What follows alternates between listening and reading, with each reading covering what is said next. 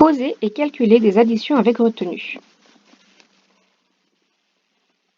Alors, première chose, première étape, si je veux additionner 38 plus 24, il faut que je le pose correctement.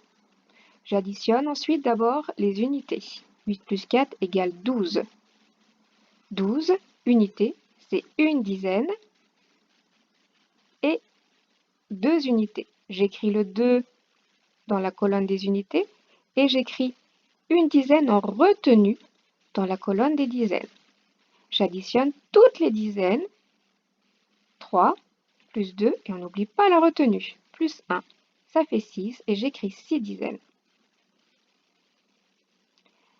Petit exercice en bas, colorie autant de cases bleues que de cases jaunes, puis complète. Nombre de cases bleues, nombre de cases jaunes. Numéro 1. Le fermier a ramassé 46 œufs le matin, 38 œufs l'après-midi. Combien a-t-il ramassé d'œufs au total?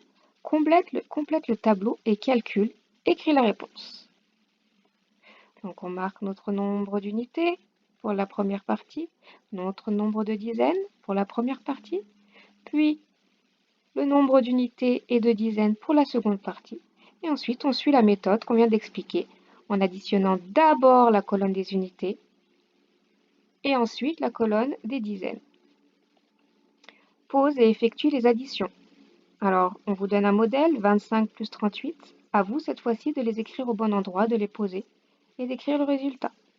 Pour 47 plus 23, et aussi avec 3 nombres, 53, 32 et 14. Ici, on vous demande d'écrire 6 nombres différents à 2 chiffres avec le 2, le 5 et le 3.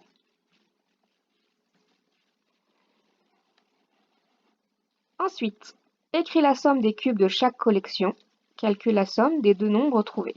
Donc, première collection, on écrit le nombre de dizaines, nombre d'unités. Deuxième collection, on écrit le nombre de dizaines, le nombre d'unités. On écrit le résultat. On fait la même chose ici. Ici, on pose les opérations et on calcule, comme on vient de faire précédemment. Cette fois-ci, ce ne sont que des calculs. Et on s'entraîne encore une fois à poser et à calculer ici. Pareil, toujours la même chose, on pose, on calcule. Et enfin, sur cette page-là, calcule le nombre total de gâteaux. On a 36 gâteaux, et puis on a 27 gâteaux. Écrivez combien ça fait en tout, nombre total. Et une dernière feuille pour poser des additions, cette fois à 3 chiffres, à 3 nombres, si vous y arrivez, pour les enfants qui sont un petit peu plus en avance.